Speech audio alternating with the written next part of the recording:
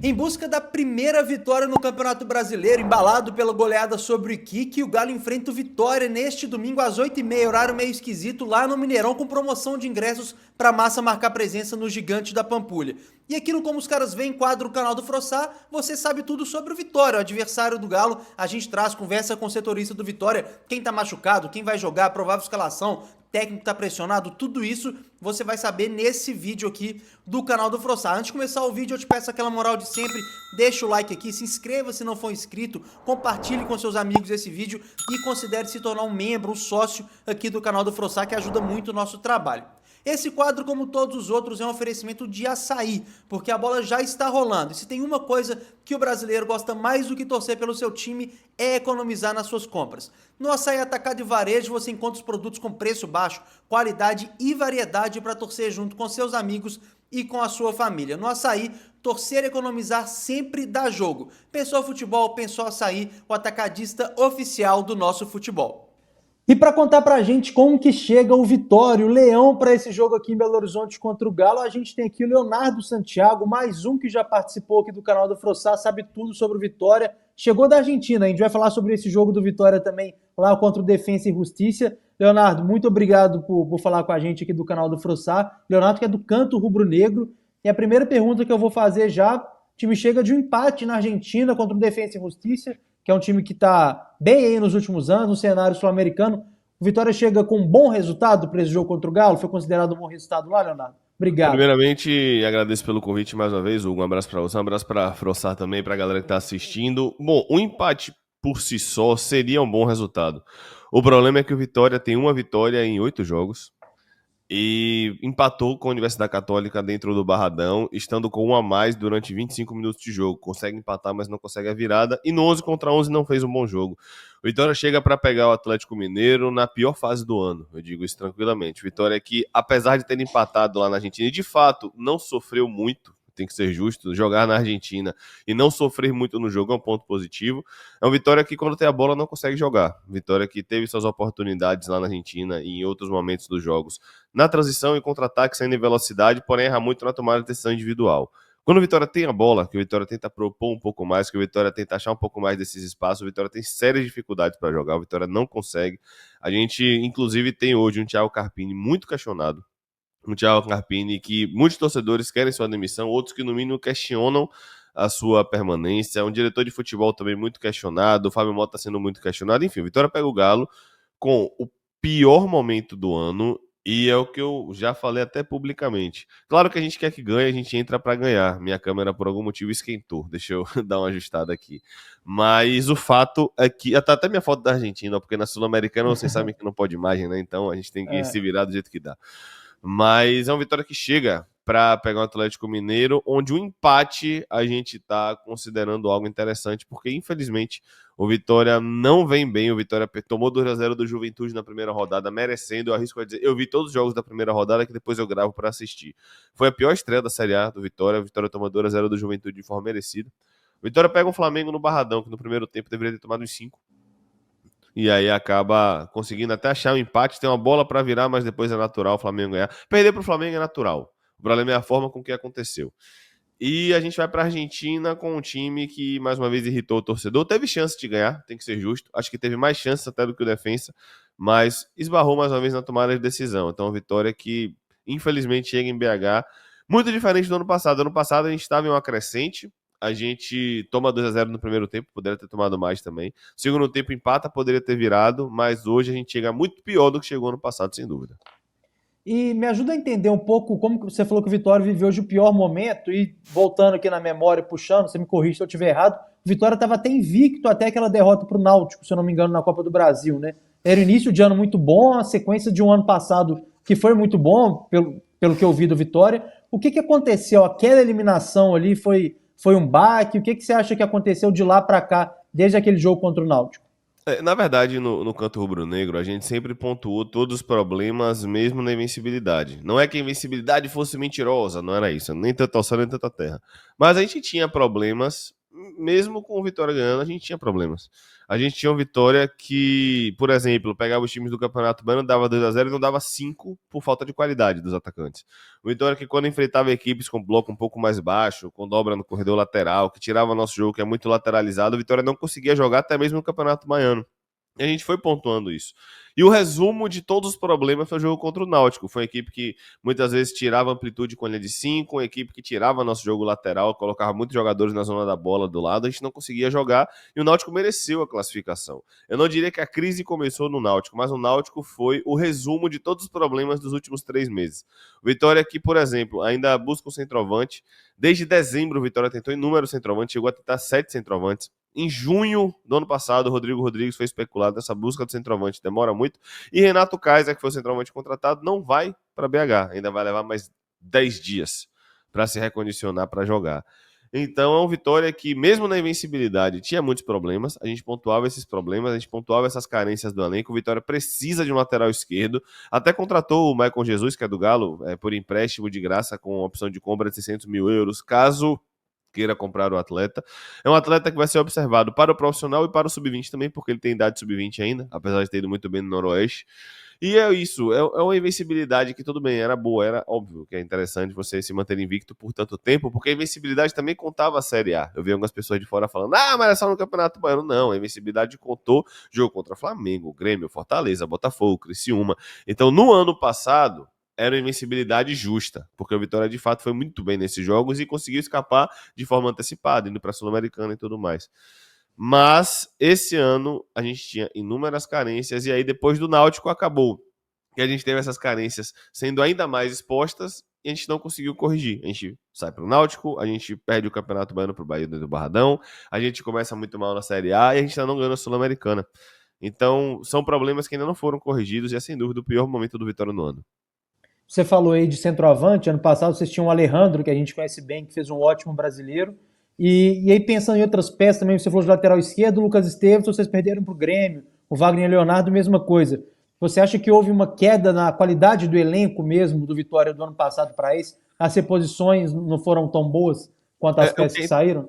O que é interessante é que, se você olhar nome por nome do elenco, não dos 11 titulares, a gente tem um elenco melhor hoje. A gente tem um Gabriel hoje, goleiro, que é melhor do que o reserva, que era Muriel. A gente tem um Claudinho, que é um lateral melhor do que Cáceres. A gente tem um Lucas Alta que tá muito bem, tomou a vaga de Neres, então realmente vem jogando muito bem. A gente tem um Baralhas, que é melhor do que o William Oliveira, melhor do que Hiller. A gente tem alguns nomes no elenco que, de fato, fazem o elenco ser melhor. Porém, as ausências, as perdas pesam muito mais. O elenco por si só é melhor, mas a saída de Alejandro pesou de uma forma absurda. A saída de Lucas Esteves é muito difícil encontrar lateral esquerdo. Pesou de uma forma absurda. A saída de Wagner, por incrível que pareça, ela não impactou tanto, porque como o Lucas Alta está muito bem, se Wagner era nota 8, Lucas Alta é nota 6. Não está impactando tanto.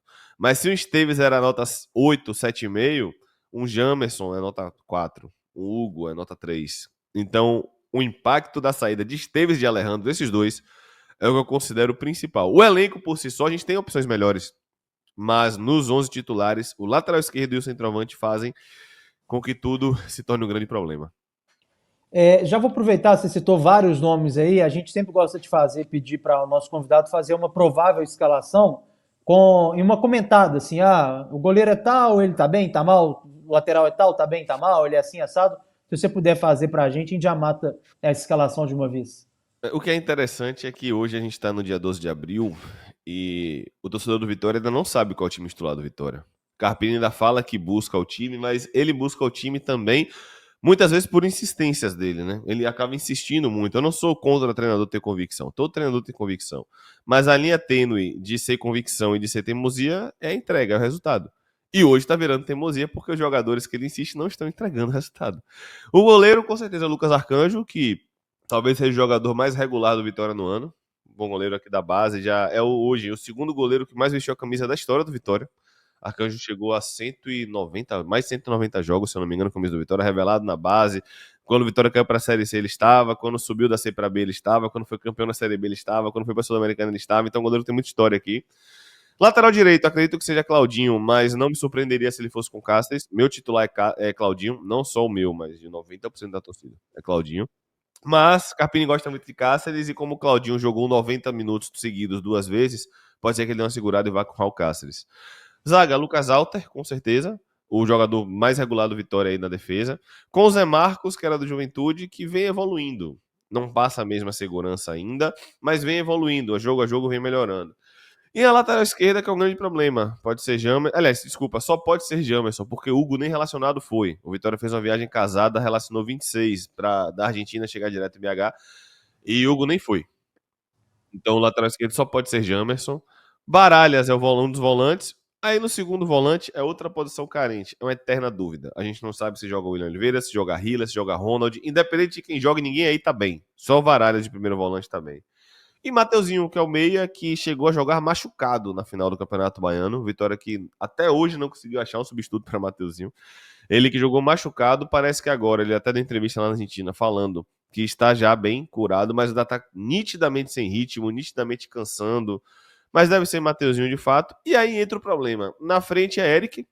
Imagino eu, não sei que Carpini mude muito, o Eric, que era de São Paulo, que jogou aqui no Vitória em 2018. Deve ser Janderson de centroavante, porque não tem outro. Carlinhos foi titular na Argentina, mas eu não acho que vai ser titular aí, porque não teve a menor condição. Não que a gente não soubesse, né? A gente sempre foi contra essa contratação, mas enfim, acontece. E do lado esquerdo, a gente também não faz ideia. Pode ser Gustavo Mosquito na esquerda, pode ser Fabrício na esquerda, mas no ataque eu lhe garanto que ninguém tá bem, à exceção de Eric e Mateuzinho, que ainda tentam alguma coisa. De resto, pode jogar Rato, que não tá tão bem, apesar de ter entrado melhor nos últimos jogos, mas ninguém aí da frente passa confiança, a não ser Mateuzinho e um pouco Eric também. Então, como eu falei, o Vitória chega no pior momento. Se você observar, as unanimidades são goleiro, o lateral direito e Lucas Alta. Baralhas, Mateuzinho e Eric. São 6 de 11. O resto, meu irmão, pode rodar qualquer coisa aí que a gente não tem confiança ainda. Cara, e eu queria te perguntar assim, sobre o Wellington Rato. Ele chega como uma contratação importante do Vitória, né? Um cara que tinha bastante espaço no São Paulo, chega um cara com a 10 aí no Vitória. O que acontece? É físico? Realmente não tá jogando nada, não tá jogando bem? O que aconteceu com o Rato aí? Ele começa muito bem no Campeonato Baiano, mas ele sofre muito nos Bavis. Ele não foi bem em nenhum Bavi do ano. Nenhum. Ele jogou os 3 e não foi bem em nenhum. Claro, tem a questão física também. Talvez seja um cara que, além da questão física, precise de sequência, mas nesse momento a gente não pode arriscar. O lado bom é que ele vem entrando bem nos jogos. Ele entrou bem contra o Flamengo, não só pelo gol. Ele entrou bem lá na Argentina. Espero que ele continue evoluindo. Me parece sim ser uma questão física, porque qualidade ele tem. Mas quando o jogo é mais pegado, é um jogo de mais duelo, é um jogo de mais 1-1, com marcações mais encaixadas, por exemplo, com muita referência individual, como era o Galo de Milito ano passado, tinha muita referência individual, ele tem mais dificuldade. Quando ele consegue achar um pouco mais de espaço, quando ele consegue entender melhor o jogo, ele até consegue render. Mas hoje ele é um banco que ajuda. E vem, como eu falei, vem entrando bem. Não acho que ele será titular, mas com certeza será uma opção para entrar ao longo do jogo. Claro, a expectativa em cima dele, até pelo Vitória ter pago 5 milhões, era muito maior. É que ele fosse, por exemplo, reserva de Mateuzinho. Quando o Mateuzinho não pudesse jogar, quem jogava era ele. Ele não conseguiu suprir. O ano é longo ainda, está em 12 de abril. Eu ainda acho que ele vai ajudar nesse contexto de estar entrando nos jogos, mas não acho que ele vai ajudar como a gente imaginou que ele ajudaria. Perfeito. Uma pausa rapidinho no nosso vídeo aqui para 2 recados muito importantes. O primeiro deles da KTO. Se você gosta de brincar, fazer aquela fezinha, se divertir, vá em kto.bet.br e conheça as probabilidades. Lá tem muita promoção bacana, tem chance extra, tem odão, tem ganho antecipado, muita coisa boa para você se divertir com muita responsabilidade. É para usar aquele dinheiro que tá sobrando, nunca que tá faltando, não é investimento, é diversão e claro, para maiores de 18 anos, proibido para quem tem menos de 18 anos. E dá uma olhada nessa dica muito importante, imperdível da Confiax. Neste mês, até o dia 22 de abril, consórcio para sua casa ou para o seu carro tem 40% de desconto. Isso mesmo, 40% off. Você que sonha em ter sua casa, o seu carro, vale muito a pena. Fique atento nessa promoção. Já chama a galera da Confiax até o dia 22 de abril, que você vai ter um atendimento super especial, ainda mais se você falar que veio através aqui do canal do Frossar. Então não perca o seu tempo e chame o pessoal da Confiax, que essa dica vale muito. Promoção muito bacana. Sobre o ano do Vitória, acho que o Vitória ano passado fez um ano bom e esse ano entra na Série A com uma Sul-Americana para jogar também. E o Vitória tem em 2014, né, melhor campanha na Sul-Americana, umas oitavas de final. Você acha que o Vitória tem como objetivo esse ano uma campanha na Sul-Americana, ver como um título, chegar numa fase final como mais provável, ou do jeito que começou, tá mal, como você conta pra gente, é ficar na Série A? Qual que é o objetivo, assim, o sonho do torcedor do Vitória esse ano? Infelizmente, o planejamento equivocado, falo por mim, tá? Fez com que me tirasse um pouco do direito de sonhar na Sul-Americana. É claro que eu quero que o Vitória chegue longe, mas se precisar segurar a onda e mandar um time misto, tem que ser na Sul-Americana. Porque o que importa é brasileiro, são mais de 100 milhões no orçamento do Vitória com relação à Série A. Então, o Vitória hoje tem 0 pontos de 6. É natural que domingo tenha 0 pontos de 9. Claro, futebol tudo pode acontecer, o Vitória pode empatar, pode ganhar. Mas hoje é natural também ter 0 pontos de 9. E apesar de, obviamente, eu queira muito que o Vitória chegue longe na Sul-Americana, é um título que nem o time do Nordeste tem, o Fortaleza bateu na trave, então seria algo inédito aqui pro Nordeste. Mas o foco é Série A. Se for para escolher na dividida, se tem um jogo quarta-feira no Barradão na Sul-Americana e no sábado tem um jogo da Série A que você precisa ganhar para sair da zona, eu vou focar na Série A. Infelizmente é isso daí. E você acha que o clube pensa assim também, ou é o que você pensa que seria o ideal? Eu acho que o clube pensa, só que, por exemplo, essa pressão por resultado já fez o Vitória mandar o time titular na Argentina. Eu não entraria com alguns. Não entraria com o Eric, nem com o Mateuzinho, nem com o Baraz, nem com o Alta, que são os 4 pilares do time. Eu não entraria. Mas a pressão por resultados, ter uma vitória em 8 jogos, fez com que o Vitória entrasse com o time titular e se desgastasse muito. Por isso que eu acredito que amanhã o Vitória pode ter muita mudança, porque tem, desculpa, a parte física também. Então, o Vitória pode sim ter algumas alterações, só que eu faria essas alterações na Argentina, não contra o Galo. Porque perder lá na Argentina, querendo ou não, não é um resultado absurdo, assim como perder para o Galo também não é absurdo. Se nenhum dos dois resultados são absurdos, eu preciso ganhar na Série A. Eu não posso fazer 0 pontos de 9. Então, eu teria segurado a onda na Argentina, mas o Vitória, pela pressão dos resultados, botou um time titular, né? Enfim, infelizmente. E qual que tem sido a postura do Vitória fora de casa? Porque o Vitória é um clube, assim, tem alguns clubes do Brasil, eu considero o Vitória um deles, o Galo um deles, que tem como o mando de campo ali, o Barradão, como muito forte, né? Uma coisa, você pensa no Vitória, você pensa no Barradão, o clube tentando se impor dentro de casa. Quando o Vitória sai, e esse ano, com o Carpini, ano passado também, o Vitória está sendo mais retraído, está sofrendo fora de casa, como está sendo esse balanço entre o Vitória mandante e o Vitória visitante? Interessante, porque Carpini não encontrou ainda um equilíbrio. Contra o Juventude, o Vitória teve mais de 65% de posse de bola no Alfredo Jaconi. E tomou 2-0, merecendo tomar 2-0. Contra o Flamengo, no Barradão, o Vitória teve menos de 40% de posse de bola. Teve 30%, 35%, deu a bola para o Flamengo. Não funcionou, né? Porque o Flamengo poderia ter feito 1-0 muito cedo. O Flamengo mereceu vencer. E na Argentina, eu confesso que eu não lembro a posse de bola, mas as melhores chances do Vitória foram em transição. Porém, o Vitória não deixou de ter a bola. A questão é que não conseguiu fazer nada quando teve a bola. Conseguiu circular com mais paciência, conseguiu respirar um pouco de fato, para o jogo não ficar batendo e voltando muito. Mas não teve muitas chances. Então, a postura do Vitória de Carpini é incógnita, porque se a gente baixar o bloco, a gente tem mais chance na transição. Mas ele não abre mão de ter a bola, mesmo que seja uma posse de bola inútil. O Vitória é um time muito burocrático quando tem a bola. Acredito eu que amanhã vai ser baixar o bloco, esperar mais do que ter a bola. Claro, nenhum time se defende só 90 minutos, nenhum time fica com a bola 90 minutos. Mas na maior parte do tempo, predominantemente, acho que a gente vai baixar o bloco um pouquinho, quem sabe fazer até 85 para se defender e tentar achar a transição. Quando o Vitória tem a bola, é difícil sair alguma coisa. Mas Carpini não abre mão disso, né? É o que a gente fala, é o limite entre convicção e teimosia. Então a gente vai aguardar para ver o que acontece.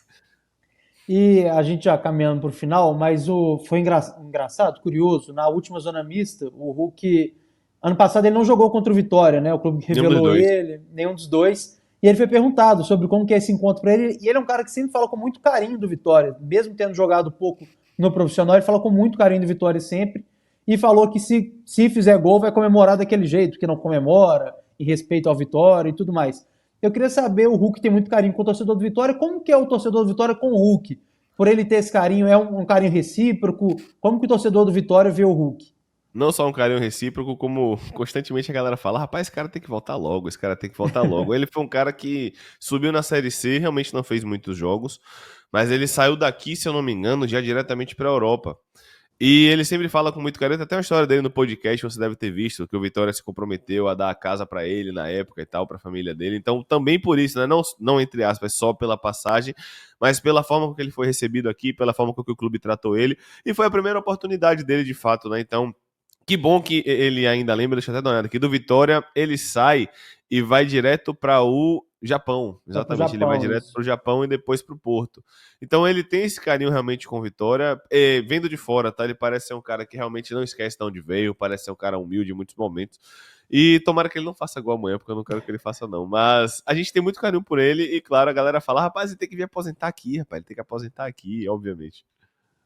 Não, deixa isso aí, deixa ele aposentar aqui, porque o homem continua muito bem. Para fechar mesmo, assim, ano passado teve assunto de reforma de Barradão, assim, falando sobre uma coisa mais macro do Vitória. Como que está o Vitória hoje financeiramente, politicamente, em relação ao Barradão? Essa reforma vai sair, não vai? Qual que é o cenário do macro do Vitória hoje? O Vitória, hoje, na verdade, no seu complexo, ele tem uma área gigantesca. O Vitória tem, salvo engano, mais de 11 campos de treinamento. Tem uma academia de futebol, que é como se fosse uma escolinha, que você coloca os atletas no clube, mas academia de futebol com categorias para voltar a revelar jogadores. O Barradão faz parte, para quem nunca viu aqui, eu posso até deixar um link depois para a galera dar uma olhada, faz parte do complexo. Então é tudo ali, é academia, é centro de fisiologia, é comunicação, departamento de marketing, divisão de base, alojamento. O Barradão faz parte do complexo Benedito Dourado Luz. São 2 estacionamentos, cada um, salvo engano, cada um cabe 2.500 vagas, algo nesse sentido, são 5.000 vagas de estacionamento. Então, o Barradão em si, o estádio vem passando por melhorias, mas o complexo como um todo vem crescendo. Toda a área do Vitória fica ali no Barradão, e a gente tem sim um projeto futuro de transformar em arena, mas ainda não. Por enquanto, o Vitória vem duplicando a via de acesso, que é uma via nova para melhorar, conseguiu ter mais um estacionamento, vem ajustando essa questão dos campos. A gente tem hoje um bar temático lá em cima, enfim, que a galera já entra direto para o estádio. O estádio em si passou por melhorias, como a própria iluminação de LED, como o próprio acrílico, o vidro, na verdade, que não é acrílico. Mas as maiores melhorias vêm sendo fora do estádio, vêm sendo ao redor do complexo para melhorar a estrutura como um todo. Perfeito. Leonardo, muito obrigado. Mais um papo muito legal. Deu para a gente saber bem como que chega o Vitória para esse jogo aqui em BH. Muito obrigado. Boa sorte para vocês amanhã na temporada. E tamo junto. Obrigado mais uma vez por falar com a gente aqui do canal do Frossar. Obrigado, meu irmão. Um abraço. E você não precisa ganhar, não, pô. Esse pontinho faz diferença para mim, para você não Nossa faz, senhora, não. Pelo amor de Deus. estamos precisando, né, uma vitória ainda. Estamos precisando e muito. Rapaz, mas tá difícil, mas enfim, jogo complicado, infelizmente, pra mim, né? O natural é que as coisas não aconteçam. Agora, só uma pausa aqui, uma corneta rápida. Esse horário de 8h30, pelo amor de Deus, irmão. Nossa 8h30 de senhora. domingo é sem condições, pô. Imagine. Mas enfim, eu não fui pro jogo, inclusive por isso, porque pra fazer transmissão, o jogo domingo 8h30, o cara domingo 8h30, muitas vezes o cara já tá deitado, já tá tomando uma, enfim, é complicado pra quem faz trabalho disso. Mas, de qualquer forma, vamos lá, que dê vitória de alguma forma, não sei como, mas tomara que dê tudo certo, obrigado. Eu sempre falo isso da estrutura, porque realmente muita gente fora aí não tem a obrigação de saber, evidentemente, não tem noção do tamanho da estrutura que o Vitória tem. Então eu Sim. posso até depois passar um link pra vocês darem uma olhada com calma. E é isso, tamo junto, meu irmão, muito obrigado e vamos nessa. Me manda o link a gente vai deixar aqui na descrição do vídeo. Beleza? Ah, Lá do fechou, meu irmão. Canto Rubro Negro. Valeu, Isso, obrigado. valeu, velho, um abraço, tamo Um junto. abraço, tchau, tchau.